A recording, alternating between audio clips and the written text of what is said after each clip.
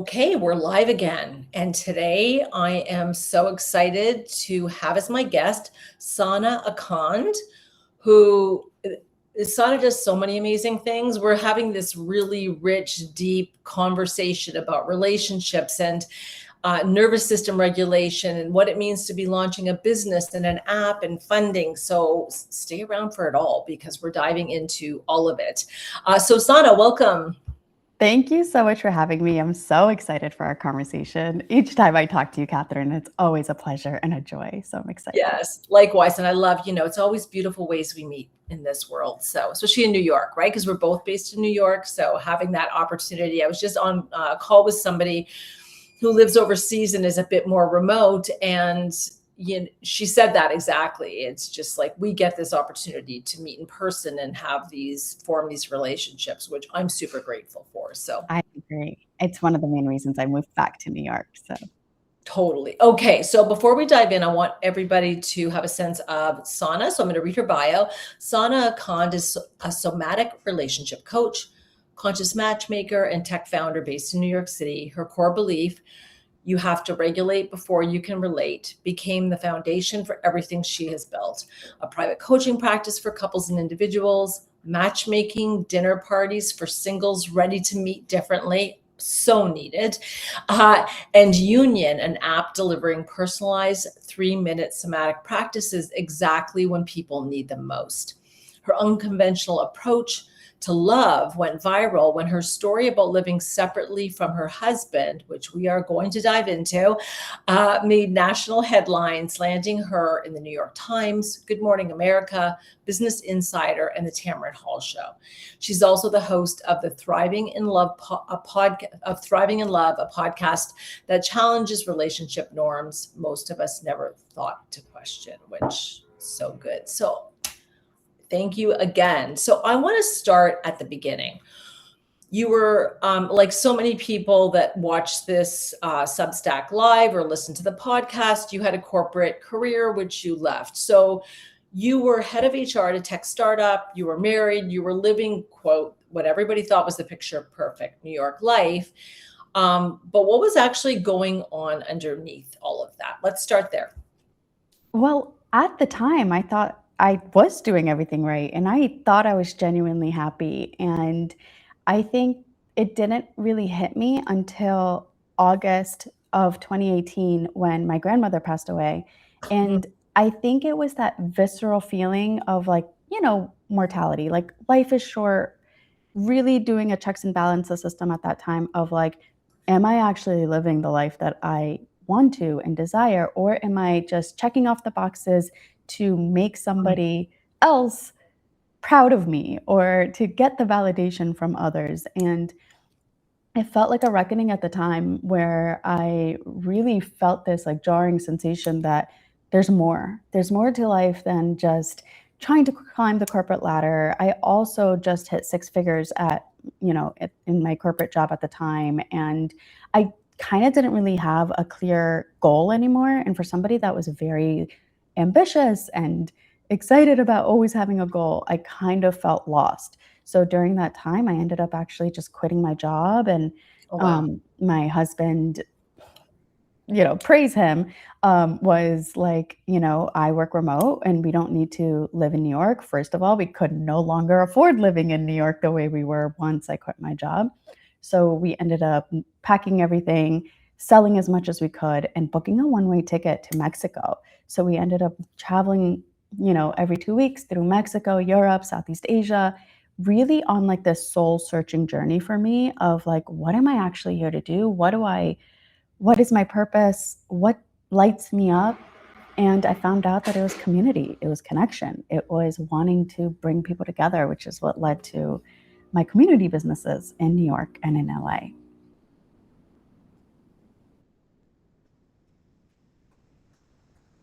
I can no longer hear you, and I'm not sure if it's because. It's because I muted myself. Sorry. Thank you for Perfect. telling me. I'm like, I forgot. I try to like that way. If there's any background noise, it stays focused on you. So sorry.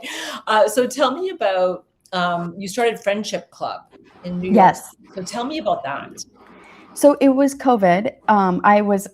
So we came back from traveling in 2019, which was in Yeah. like September.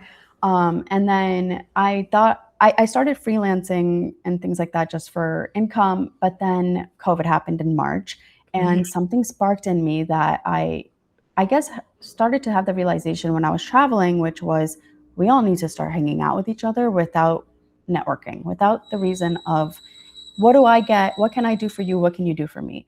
And then I was like, okay, being in HR, I knew how much culture was a major part of people's social life at work. And during COVID, they were going to lose that. And I didn't want people to go through a loneliness epidemic. And I was very aware of all that. And then, BLM was happening at the time where people were gathering for this like greater purpose.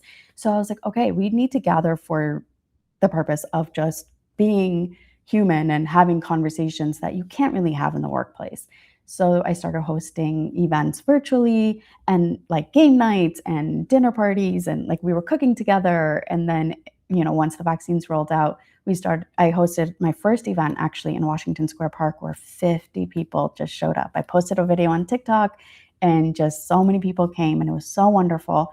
And I saw that people really need connection and just being together. So then that's how Friendship Club was born. And I just charged $10 a month and where people could gather. And we just hosted weekly events. We had 3,400 people in the club a year later. And then in 2022, when I moved to LA, I decided to shut it down. Well, you know what? I love that because it also, it feeds into some, and pardon the pun on that, but other things that you're doing or you've decided to do, further on in adjusting how you're working. And I love that because you look back and it's like, oh yeah, that totally makes sense, right? Like in this, you know how to bring people together and how to gather people. And it's an art, right? Like it really is. And doing it in a way that's intentional and serves, with your outcome in mind. Like you knew why you were building Friendship Club, right? Like you knew what you wanted the outcome to be for the people. And I would imagine since you grew it to that membership to 3,400, that it really did serve that purpose. Yeah, I think it was just that one tagline, like no business cards, like no networking, just literally how can we connect without professional networking? And I think people are craving that. Totally. And I think even now, right, frankly, Yeah. myself. So thank you for sharing that. So now I'm going to dive into what I teased a little bit when I was reading your bio, which is you and your husband did something that in my mind, most people would never even think about or consider. You decided to live separately, with you in an apartment on the Upper East Side, on one side of Central Park, and he was on the other side of Central Park on the Upper West Side. So walk us through, because I would love to hear, like, how did that decision actually happen? And, what was the evolution of that? Okay, so this is where we get a little woo woo because it was the start of my personal development journey where I was in this book club and we start one of the things where we have to start journal every day. So it was the first time I started to actually connect with myself. And what came through on those pages, Catherine, was just I want freedom. I want to live alone. I need space. And at the time, I had absolutely no idea what any of that meant. I was like, do you want to go on a solo trip? Like, should I book a trip for myself? And it just like wasn't landing until big letters on the page. I want to live alone. I was like, girl, we're married. What do you mean? Like, we can't live alone. Like, that's crazy. But then for months that sat with me and it started to actually like make me angry. Like every little thing my husband was doing, every little thing, every time I saw socks on the floor, I would just have these outbursts of this, like, I can't stand this anymore. I can't deal with the dishes in the sink. I can't. And I started to become more like my mother. And I was like, no, I don't want to do this. I don't want to be like that. So then I knew at that time that I needed to tell him. I needed to be like, babe, I love you so much. I don't want us to get a divorce. I don't understand what's happening, but I'm like rambling. I'm like, ah, la, la, la. And he pauses and he says, babe, are you saying you want to live alone? Like, are you saying you just want your own apartment? Because it's really not that big of a deal. And I was like, what do you mean it's not that big of a deal? What are people going to think? Everyone's going to think we like started talking about all of that. And again, he said, Are we living for other people or are we living for our own happiness? And then he also said he always had roommates. He never had a place to himself. He was like, it could be fun. And just so simply simplifying it to it could be fun, I feel like was that awakening for me of like, you're so right. Like, we're here to live, to have fun and enjoy our lives, not be stuck in these boxes by what everyone else is going to say and think. So then I started apartment hunting and I ended up finding the dream apartment. It was really hard because, as we know, New York rental market is brutal. I didn't have much of a budget. I was an entrepreneur. It was really tight for me. And I ended up finding a really, really cute studio with like a renovated kitchen, which was perfect for me because I love cooking. And I immediately gave them a deposit on the spot without thinking about it because you have to in New York, otherwise you're going to lose it. And I got it. And that was when it hit truth that this is happening. And then my husband, he started apartment hunting and he found a spot in Upper West Side. And I was like, that's really far. Like, I want you to be in the same neighborhood as me. I don't want us to have two different zip codes. Like, that's like a long distance relationship in New York. But it ended up working out so beautifully because then every Friday I'm walking through Central Park or taking the bus through Central Park. And then every Sunday he walked me back to the end of Central Park, and then I would walk back to my place, which was so romantic. And now Central Park is like a massive part of my life and my story. Every time I go there, I feel that like healing energy, and it's really special. Wow. Okay. So I have so many questions here. So you were running Friendship Club at this time. Is that correct? I So that was, yes. that was But I your, had event organizers just so I can have space to myself and not yes. be so burnt out with work and healing and all of the things So that you were can happening. focus on the healing aspect, which I think is Yeah. really important. And, your husband, and I said this to you before, I'm like, okay, so many other men would not have had that response. Like, you Yeah. clearly married the right person for you, because what he said to you about, whose idea of like, do we want to be living for, right? Of what other people think, or do we want to Yeah. be living a life really that's true to us and who we are? And, He's an it's, Aquarius, if it helps, if anyone's looking for people he's a that are what? I'm sorry, he said again. Aquarius. Oh, he's Aquarius. I'm an Aquarius. Oh my goodness. Oh, Okay, there we go. Fascinating. contrarians. Aquarian. So, and sorry, because now I have to ask, what is your sun sign? Scorpio. Scorpio. Oh, fascinating. Lots of depth there. Yes. It makes a ton of sense.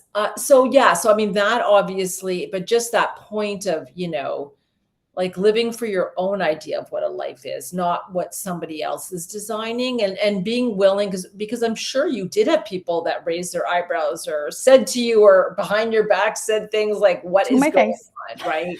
To your face. Yeah, like assumed that this wasn't a thing anymore, your Yeah, relationship. especially my dad. I think it really upset him. I think he was like, "What's so wrong with living with a boy?" And I was like, "Dad, ask mom." Because Yeah. mom thinks I'm making a really good decision. Yeah, no, for sure. Now, one of the things that you had mentioned when we met prior is that I think before you had mentioned this to your husband, what you were desiring, you actually had a fall in the city, like you fell down and hurt yourself. And how did that lead to you actually then going to your husband and telling him this? Like, and I Yeah. mean, yes, what do you attribute that to? Mm. And I notice this now in my clients all the time. When we avoid our truths, our external reality is going to become exponentially harder. So, this is why I always, and it's not to scare people, but it's my lived truth. And I see it all the time where when we suppress the things that our soul came here to do, our reality is going to become harder. Like, you may get laid off from a job, where you may end up having a breakup with a partner, or for my situation, it was a really bad fall in New York. I was out with my friend and it was late on a Tuesday. And I think it was because I was telling everyone else what was happening, but I wasn't having the courage to speak it to the person that was the most important to tell it to. And that fall made me like on the couch, bedridden. I couldn't walk for a full month. I could barely put any weight on it. And I think that was the pressure that I needed to just sit down and have the conversation with the person that I'm living with, that I need to change our living arrangement. So Yeah. I see that now, in hindsight, that like, okay, universe, I got the sign. I heard it loud and clear that I couldn't Right. run away anymore. No, and not to cut you off, but I agree with you. Like it's when there's a change that needs to happen, whatever it is, the universe is just gonna, it'll chat and then it'll maybe poke you and then it'll deliver something that, makes you really pay attention, right? And that sounds like that's what that fall was for you. So how long were you and your husband living separately? How long did that phase last of your So life? officially, it was 8 months. We signed a 1 year lease. We ended up cutting it a little earlier. So yeah, it Yeah. was 8 months. Okay. So now I mentioned when I was reading your bio that you ended up in all of this press and media. And my understanding is you did a 7-second TikTok video and that changed everything for you. So tell me, what led to you creating this video? Mm. For the longest time, I think it was fear that stopped me from sharing because I enjoy sharing everything that I'm going through on social media. And then for 3 months, I stopped sharing. And then I was at having, like, I was sleeping over at my husband's apartment. We went to get bagels at Sucker's Bagels, and it was snowing. And it was just the most gorgeous moment, like a New York moment. So I ended up just recording a 7-second video of like it snowing. And I remember coming back to his apartment and we were just hanging out, chilling. And I just wrote, "Hi, I'm Sana. I'm 32. And my husband and I live in our own apartments because this is what works for us and our love story. Because New York apartments are too small to let two people feel like whole individuals." And I think I didn't think about it. It was very intuitive. And I just hit post, not thinking much of it. I had 80 followers at the time. Nobody knew me on TikTok. It felt like a safe space. And then I woke up the next day and it just kept going. And then the next day and the next day. And it just like kept having more likes, more comments, more views. And then I see my email from Business Insider, Maria. She's a great writer. And she was like, "I want to share your story." And we ended up having a beautiful conversation. And I was like, "I don't know. Like, I don't really know if there's a story here. This is just it." But she did a beautiful job. And then that got picked up by Yahoo News on front page. And then I'm having my high school people reach out to me and being like, "You're famous. Like, I saw you on Yahoo." Like, blah, blah, blah. And I think that was the moment where I was like, okay, this is bigger than just me, bigger than just me and my husband doing this. And I didn't want to like go too much into like, what does this mean? But obviously I'm human and I couldn't not. So um, yeah, just like started to see that this could really help people. And I started to be like, okay, maybe I can start manifesting this more intentionally. And I feel like I manifested that Tamron Hall show segment that we got a couple months later. Which is crazy. I mean, awesome. And I think, you know, we often don't realize like sharing our stories, it helps people realize A, they're not alone, right? If they're feeling anything similarly, and it gives them permission, right? Yeah, To do whatever it is. And in your case, is what I was seeing is like, oh, what is a traditional marriage, right? Do I need to subscribe to a traditional marriage? With Tamron Hall show, live audience, right? Was that a live audience? So it tell me about was. like, where do people have questions? I'd be curious. I apologize. I've not seen the episode. Probably should have watched it. It's But I okay. would love to hear like, what was that experience like for you? So a lot of preparation beforehand with producers where they, asked us a lot of questions and made sure the due diligence was there, asked us if we could record a little date night segment beforehand and send that over to them, which they didn't cover or pay for, which I thought was strange, but they wanted the video and they put together like a little reel. And in the prep, it seemed like it was going to be really positive, but then when we sat on the couch with Tamron. She, I think, is a more traditional woman, so she definitely poked a bit, and I was a little caught off guard. So I was definitely not as vocal, and I was stumbling on my words on live television, which sucked. But my husband like carried the fort, and he like really was so good on that. And the audience was really, really sweet. They didn't really poke or pry too much. I think you're still muted. Sorry. Thank you. I thought I clicked it. It didn't. I have to go watch the episode now because I'm so curious to see that interaction and how that went down. So I'm going to Google Yeah, that. let me know your thoughts. I will. No, I appreciate you sharing that and being so honest about how it was for you. So I'm assuming, and can you connect the dots really for me in terms of having that time alone and now what you're doing around somatic healing on relationships, right? Because you say so many, and I don't want to jump ahead, but like, how did that, what was the evolution of that?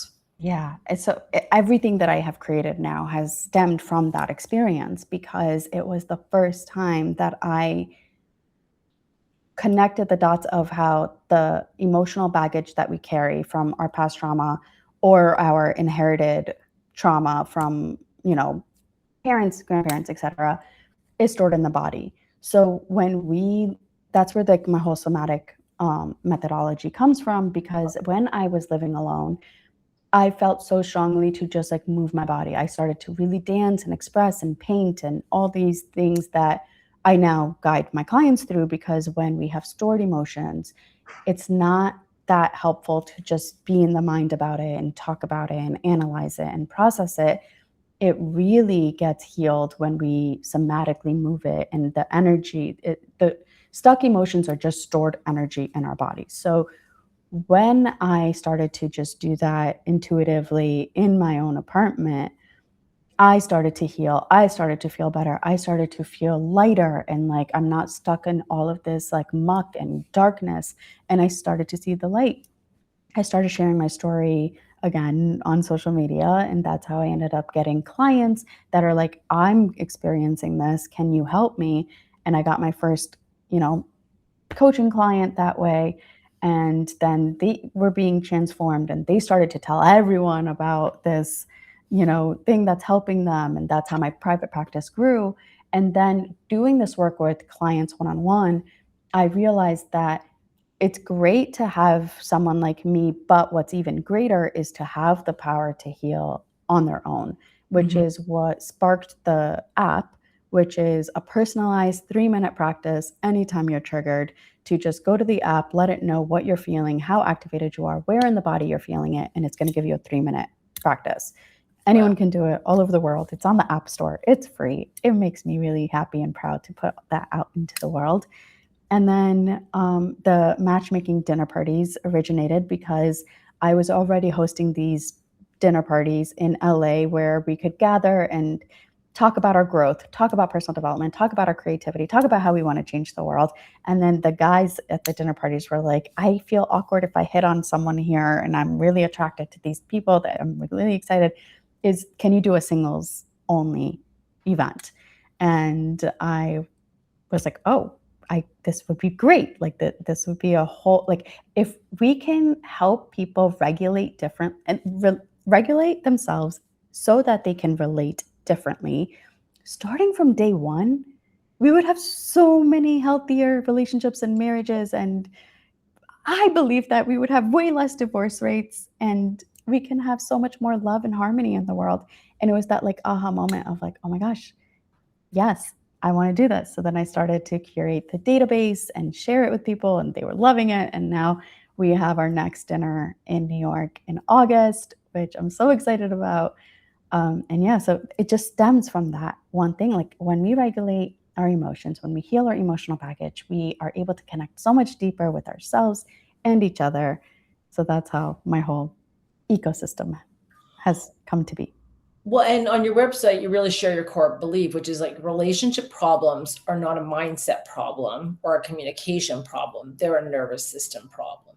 And we don't, right? Which is so well put. And then, which is where I think you're going, like, we don't even realize that our nervous system, frankly, and, are unhealed, unregulated, not that we ever get to nirvana on this, but there's a place where it's really running the show and we don't even realize that it's putting us in situations or creating problems or challenges in relationships, right? Like that's my understanding. And more importantly, when we come into relationships, the reason so many people are like, oh, I'm healed, I'm good, I want to be in a relationship now, but then they get into the relationship and then they feel like they're not healed, that is simply because relationship is where our healing gets integrated. Yeah. That's where like the practice of it happens and where we actually get to embody the changes that we have conceptualized but into our everyday life. And I think people get scared of that and they run away from it and they're like, oh, I don't need a relationship. But it's actually the place where our soul gets to experience the magic of transformation in the here and now. So that's why I'm passionate Relationship about is doing this kind, yeah, microdosing. it's where the work actually starts. Well, Yeah, at or least, or at least continues. you get to experience Yeah. the work. You get to truly be like, okay, old me used to react this way. I'm still reacting that way, but I'm able to now catch myself faster and change in the moment and repair and connect again and truly heal it in that moment. And you don't experience it as often. And until one day you don't experience it at all, because instead of being like, oh, I'm feeling abandoned, you get to just say, oh, my abandonment wound is being activated in this moment. And your partner gets to co regulate with you. So now it's two nervous systems that are healing this inner child wound. And that's just so pure and fun. That's beautiful. So you coach couples Yeah. via somatic practice and work with them, well, 1 to 2, 1 to 1, you know what I mean? It's Wow. funny because usually one partner comes to me first, Oh, and the interesting. other partner is always skeptical. This has become a pattern, and I'm just like amused and curious to find out if that's going to change. It hasn't changed yet. But one person always comes first, whether sometimes it's the woman that comes first, sometimes it's the man that comes first, and their partner is skeptical. So it's not like a gender thing where women are more open to this inner work and men are not, because I have men who have come to me first. And it's fascinating because that one partner that is skeptical is usually the one that actually has to do more of the work themselves, because they're very emotionally volatile and they're very defensive and they're very closed off. And they're the ones that actually need the somatic work to open up. But it only works when one partner does it first. They notice the energetic shift in their partner and their old tactics are no longer working. And that's when they start to seek more different modalities. Which makes so much sense, right? Because that partner that is engaging with you initially solo is then no longer living Responding in the same way. in the relationship in the same way, right? And then the other partner is who has resistance, right? Wherever there's resistance, we know we should be leaning into it, but it's not Of easy to do course. that, right? Yes. Then the other partner starts to see that, but because their old tactics and ways of being aren't working in the relationship. So Yeah. I'm assuming they realize they need to get on board, or something's going to change in a way that's probably not what they want. Yeah, and I think it's more like fear of like, whoa, my partner is no longer reacting the way that they have been. What if they outgrow me? I have to now catch up if I don't want to miss out or, be left behind. Yeah. And that's when they become more open. God, no, that totally makes sense. So can you give us an idea? What does a 3-minute somatic practice look like or entail? Like what would be, yes, that's my question.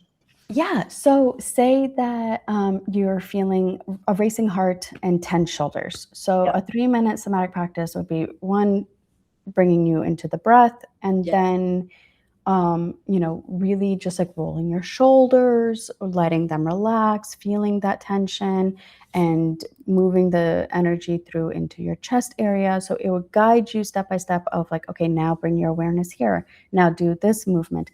If you have a clenched jaw, it would tell you to just like massage your jaw for a bit. And over the course of 3 minutes, it would shift the area of where it's telling you to focus your attention and do the movement, and then return to back to the breath and back to center. So you'll notice you'll go from really tense and activated, and in just 3 minutes you feel calm and you just feel more centered, more like yourself after those movements. Yeah, And you that's just get to like think clearly after. Yeah, and I think, that, when you're triggered that way, that I mean, the awareness of being triggered, right? Like, oh, Yeah. I and knowing that, right, which is half the battle. And then Agreed. realizing that you need help and there's something you can do to help yourself, frankly. Mhm. So what was, with Union, with your app, what was the gap you were trying to fill sort of between coaching and therapy that you felt was missing in the market? The in the moment moments. Ah, So okay. you see your coach or your therapist once a week, maybe twice a week, at most 3 or 4 times a week if you're really, signing up for that full package.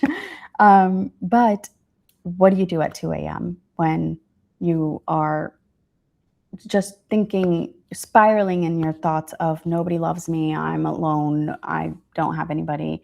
You need support in that moment. And that is why I built Union, is to meet the people in the moment that they need it the most. Because it's easy to be like, to go to your therapist appointment and be like, oh yeah, I experienced that at 2 a.m., but I got over it. I'm fine now. Are you really fine, or are you just no longer activated in the moment and then it's going to happen again at another time? So I really want to help people have the power also in their own hands to heal and regulate themselves and not rely on the therapist or the coach or the healer or the breathwork class, or need to exchange such a monetary value in Mm, order to learn how to regulate themselves. yes, yes. I spent a lot of money learning how to regulate my nervous Same, system, so same. I appreciate that.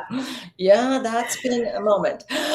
Working with awesome people, happy, good investment. I Yes. appreciate and having tools to use in the moment, huge, right? Because that, to your point, that person that you would turn to is not always there. Yeah. And like, what are those tools that are available to really, to be able to help yourself, right? Yeah, and if AI is gonna ruin the world, we might as well make our bodies better while doing it. We'll see where that goes. So with Union, I mean, I know you funded the app, and now you're doing a pre-seed round to raise 500,000 to $1 million. And you've had conversations, and I also know you were recently at Tech Week here in New York. So share with people, especially women who are founders that are listening, who are thinking about creating an app, who are thinking, oh, I can get this funded, like even starting with the app creation process. Like, what was that like for you? And Mm. yeah, I'd love to hear what your experience was like at Tech Week. So take us through that. Yeah, so the reason I mentioned AI is because AI tools now exist where all you need is an idea and passion and a desire for something that doesn't exist to exist. And you could prompt the AI to create these apps now, which is what I did. And once I saw how robust and how, you know, just like the power of having an entire engineering team without needing to hire an engineering team or a technical co-founder in order to have an MVP is just life changing in this moment. And like, I'm passionate about entrepreneurship. I've always been, but I think we're heading into a world now where entrepreneurship is no longer just a nice pipe dream. It's actually, I think, going to become something that is kind of important for every single human being to like really step into, and if they want to. But AI is going to replace a lot of these mundane jobs and this and that, and it's already replacing, like I said, entire engineering team, and being able to give us the power to have this app. But now I'm noticing that there are points where I can only get it to where I could on my own. And now I do actually need to bring in someone technical to take it to that next level. So it doesn't replace them completely. So again, that's like a whole sidetrack conversation. But um, I used an AI app builder to create it, take it to MVP, have my first few beta users, get the feedback on what's working and what's not, figure out all the kinks. So now when I take it to investors, I'm not just taking an idea, I'm taking something that is already live and being used and getting feedback from my target audience. So it gives me more power and more leverage going into this pre seed round, which again is something that I was scared about. I shared about it on my Substack that I'm a brown woman and the data says that 2% goes to females, less than that goes to women of color. I'm terrified of heading into this era of, going into rooms with investors and talking to them and trying to like prove my worth. And then Tech Week changed that around for me, which we talked about, which was that they're one, they don't care about what I look like and what my gender is. If it's an idea that is needed and needs to exist in the world, and the world is responding well to it, that's all they care about. And I am also assessing them as much as they are assessing me. Take that off the pedestal. Just because someone's giving you money for something, you're also giving them money. They are receiving, they're believing in you, yes, but because your numbers show for themselves, because the market shows for itself, they're not just like believing in you because they like you. And it's not about, like, when it comes to dating, it's like, oh, I hope I'm chosen. When it comes to investors, it's you're choosing them as much as I mean, hopefully dating will change as well, where people are choosing intentionally as well and not just accepting whatever is being given to them. But I think they do go hand in hand, where I am choosing them as much as they are choosing me. And that has been the biggest shift that I experienced in Tech Week. Well, no, and I think that makes so much sense too when you think about it, because it is a relationship you're entering. Yes. These people are going to be intimate with your business, Yeah. right? And depending on how the deal's structured, have influence on how the app progresses. And you do need to be choosy. And I love that you had that opportunity at Tech Week to come to that realization, right? Like, it's not just people choosing me, I'm choosing them as well, right? And there might be people you don't want to work with, right? Yeah. For whatever the reasons are, whatever your set of criteria is for the right partner for you to do this. Exactly. And it helps, like, asking them questions like, what's your background? What do you know about this market and this industry? And also, even if they don't have a lot of information or knowledge on the industry, that doesn't mean they're not the right partner. But what it does mean is that you know more about what you're creating than they do. So take their feedback and, whatever they say to you with a grain of salt, and Oh, and wow. Yeah, trust your own wisdom over, and not just become a yes man once that check is signed. And just because they gave you money, you have to listen to everything that they say and change your whole business. for No, sure. So, and just one trust thing I yourself. wanted to say, because some people don't know, for whether you're watching live or you're watching the replay, MVP means minimum viable product. So just for somebody who might not know Yes. the lingo, because that's really what you want to be building initially. You don't want to be investing all this time and money to build out the whole thing, because you don't even know, to your point, you need the feedback, Yes. which you want to just get something out there that you feel good about, that reflects what your intention is, and then learn how to build that And thing. every large app that we use, like Airbnb started as like a mattress exchanging company or whatever, like it's going to evolve, and Yes. leave it needs to evolve. It's fun when it evolves. Exactly. So, which I think is huge. Now, you had mentioned to me before, when you were initially when you started your fundraising journey, that you used a platform called Metal. Can you tell me about that? What is that? What was that for you, and how did that work? Okay, I love it. It's really cool because it takes all of your email contacts and your LinkedIn contacts, and then it bridges who in your network could give you a warm intro to Oh, your wow. dream investor. Yep. So I think it's also really cool because it makes your outreach more intentional as well, Mhm. where you're not just like sending out a million cold emails, and it's no longer this like messy numbers game that leads to burnout. It makes Yep. it so much more powerful. And warm intros are the way to get those meetings. Like I was sharing with you, Catherine, where I'm like, I'm not really getting a lot of like hard no's or, ignores, like people ignoring me. Like if I reach out, I'm hearing back at least some sort of like, whether, yes, we like to have a conversation, or, love, like a response. The response rate becomes much higher, which is a lot more fun to experience than just wondering, did they get the message or did it go to spam? Like, oh, I haven't heard back. Well, for sure. And years ago, was at a few startups, and one of them I was heavily involved in the fundraising process. So I know what that can be like, and doing so many of them cold, it's not fun. And the results were challenging, right? So what have you learned from the people that you've pitched to? What have you learned about yourself, about the app, about how to pitch in that pitching process? I learned that what I'm building is more advanced, I guess, than I thought it was. And that's why it's important to go with the B2B model more so than the B2C model, because Oh, the interesting. therapists and the coaches and the practitioners need to have the buy-in and they recommend it to their clients.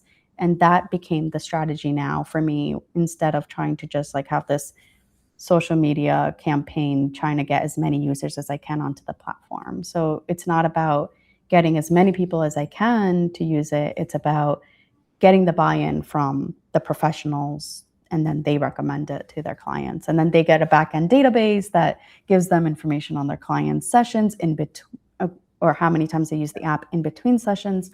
And that's just like a huge value add for them. So I'm like, oh, okay. So I'm not really building this for people. I'm building this for professionals to share with their clients. Huge shift, Yeah. right? Which you would never, like, I mean, maybe you would have gone that direction eventually, but to even just Oh, shorten that time frame to yeah. realize that, oh my God, this is really the direction, and what you're saying to me makes total sense, right? Like, I and mean, then the whole purpose of it is for the in-between sessions because it doesn't replace therapy, but it just, helps in the moment. And it's nice to have somebody process that with you. Like, okay, you used this tool at 2 a.m. Let's talk about it. Let's go there instead of like, oh yeah, I had this moment, it passed. yeah, yes, for sure. Anything else that's come up from your investor conversations that's been helpful? I think just really believing in my own self and really being an advocate for it. And more importantly, actually, the biggest shift was, Catherine, was I need to be a user of my own product. So I started using it myself so much more. Before I was using it to like make sure the kinks are working and this and that, but now I'm actually using it when I'm triggered by my husband and I am going crazy. I'm about to like scream. And instead, even he's like, maybe you need to go regulate. So then I'll go, I'll take a step away and I will do the 3-minute practice. And it is so cool to know that I created something that works for me, that helps my relationship. And it actually does make me more confident in these meetings with my investors because it's like, I know this product works. It's great. Like it's helped me. Totally makes, I mean, yes, 1000% makes sense. And just going back to what you were saying about doing a B2B versus B2C, business to business versus business to consumer, your revenue structure and Yeah, design would have changed entirely, right? Versus, hey, I'm eventually going to charge this for this app in the app store, to whatever, and you don't have to reveal it now, to exactly. whatever you're structuring as your business model and revenue structure for the therapist. That's And huge. investors these days, if you're building a SaaS product, and anybody out there, I keep using these That's okay. terminology. Software as a service. That's all right. I'll keep adding that in. I mean, so many people I'm know, but so some people don't sorry. know. So I Yeah. mean, If you are building an app yeah, and you're looking for investors, a lot of VC firms are actually more open to the business to business financial model rather than consumer because people have app fatigue. So that's another thing I've been hearing from investors. People have app fatigue. People are becoming very skeptical of what apps they're downloading, what they're paying for, especially when it comes to relationships and regulation and things like that, like Calm and what's the other one, Headspace. Like these apps have they're monetizing in a completely different way as well. Yes, they have the freemium model where you have the free and then you pay, but they are not seeing the numbers that they thought that they would from the consumer side of yeah, paying for that monthly membership. So it's nice to have that. If there's a way if you guys are building an app and there's a way to have that business to business model for your finances, VCs like that. got it. Okay, no, that's fantastic. So there's a couple more questions before we wrap here, and really, what this for me speaks to the path you've chosen and how you're doing it. And I think this is really going to be instructive, helpful, inspirational for other founders. Is, you chose your path without necessarily getting it validated, without, in theory, quote, having all this experience, in doing therapy or in, somatic. And I know you probably have been trained, but you created this business without seeking approval from others. And at least that's how I see it. And does that land for you? And if so, like, what do you think gave you the courage and the chutzpah to do that? Katherine, you are so intuitive. I don't understand how you came up with that question because just last night I was like, I'm feeling a little lost because I'm not getting that external validation like I did when I, did friendship club and immediately had this like response from the world. When I lived in my own apartment and immediately had this response from the media. And now I've been working on Union for almost a year, 8 months, 9 months, and it's been a lot slower of a response. And I was spiraling a little bit last night, and I realized that everything that I've done it first, and then the validation came. Yes, it came quickly, but I did it first. And I think I'm in the season now where I need to trust my inner knowing more deeply than I ever have before without external validation. And once I land at that truth that this needs to exist, this is going to help people, I don't need external validation in order to keep going. And in the moments that I want to give up and think that it's not working, double down on my faith and keep going. And I think that this time around, I'm being asked to have more faith in myself more than I ever have before. So it really just comes down to knowing that I'm meant for this, I'm doing this for something bigger, but also just trust. Yeah. Yeah, for sure. And I mean, it's so easy it is easy to just give up when you're not necessarily getting that validation. But then also, I mean, you have enough to know that the app does really help people, right? You've done the testing. So it's taking that and just sort of staying the course, right? And no, I appreciate you sharing that, because I think every person who is running a business has been there, right? And it's like, wait a minute, what am I doing? Why am I doing this? And should I be doing this? All of those questions. And I'm a projector in human design. I'm quick to pivot. I'll be like, okay, this isn't working. Let me jump on to the next thing. Exactly. But no. It's time to stay. No, I agree with that. So my last question for you is, you gave yourself that 8 months of solitude with a very loving and, open-minded husband. But, most founders just don't give themselves that thinking time, right? And what did you learn about your capacity, and how important do you think, even if it's 10 minutes a day, 15 minutes a day, how important is it to make that time? Well, it's kind of the greatest hack to get you from performing for the world to stepping into your purpose. Because now you're not just doing things for the algorithm or for the money, you're actually tuning in to your why.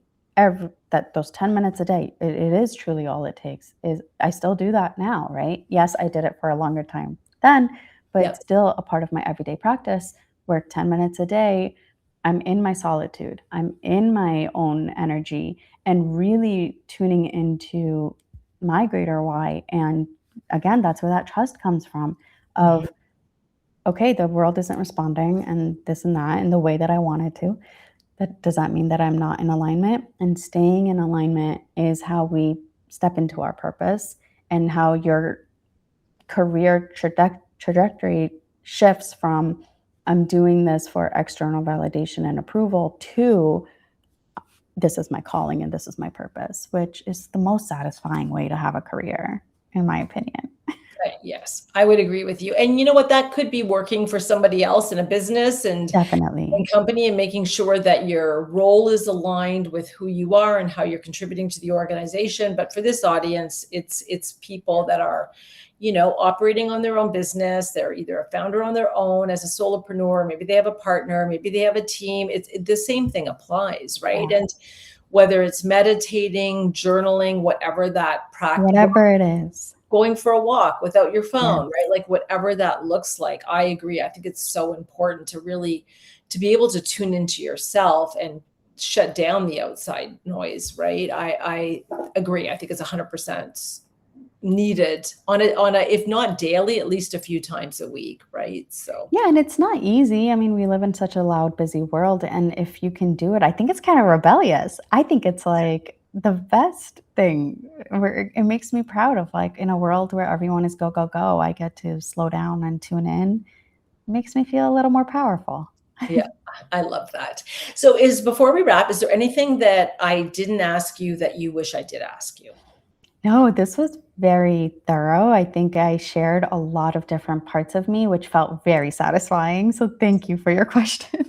Oh, you're welcome, Sana. I mean, I was so excited for our conversation just because I know we were covering so many topics that cover women's lives, right? So Yes. and you were so generous in sharing all of your story in terms of your personal story as well as your business journey, which has been fantastic. So I will definitely, yeah, where can people find you? And then obviously I'll be sharing everything in the email that I send out as well as in the Substack post. But where can people find you? Where should they hook up? Okay, so if you're interested in just reaching out to me, definitely my Instagram, DM me, Sana Akhand. And then my Substack is where it's my community, it's my people. And if you want to come to my events, that's usually where I post everything happening in my world. And just subscribe for free. A lot of my stuff is free right now. Um, and then my podcast, Thriving in Love, if you are navigating healing and growth and spiritual stuff and consciousness in your relationships, which is Thriving in Love. Okay, I love that. So as I mentioned, I will have all of the links. So whether you're on Substack watching or in the newsletter or on Spotify now, right? So all of the above, the links will be there. And Sana, thank you so much for joining me today. I'm so happy we met. Me too. What a pleasure. Thank you so much. Enjoy the rest of this beautiful New York day. Thanks. You too. Okay, bye.